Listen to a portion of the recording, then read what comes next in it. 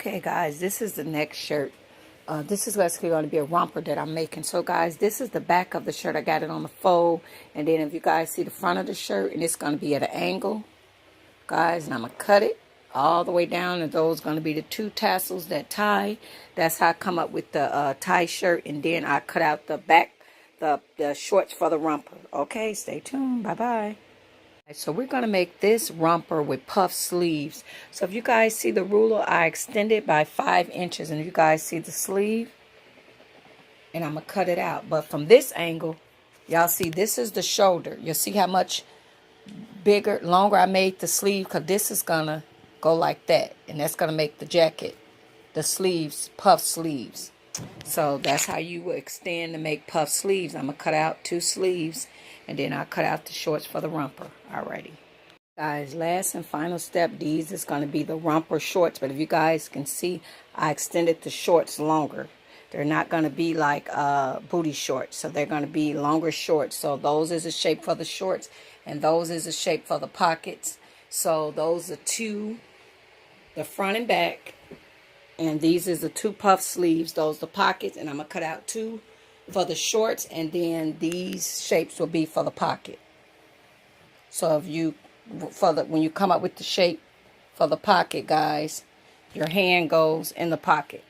So that's the shape for the pocket. Alrighty then. Next time you guys see this, it will be put together. Thank you. Hey guys, so here is the finishing results of this romper that I made, guys. If you guys see, it has the puff sleeves. You guys see it has like the puff sleeves going on.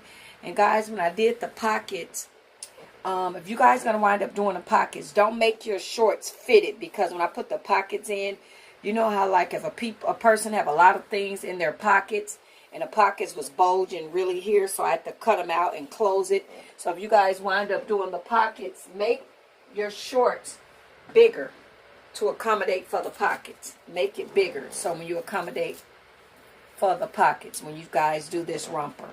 And guys, I connect the romper to the back of the shorts, but the crisscross ties is not connected. So, and this is a stretchy fabric, guys. So this is the finishing results of that shorts rompers. And I do need to press the seams out on it. So I got to pull out the iron. So thank you guys so much. Happy sewing, guys. Bye-bye.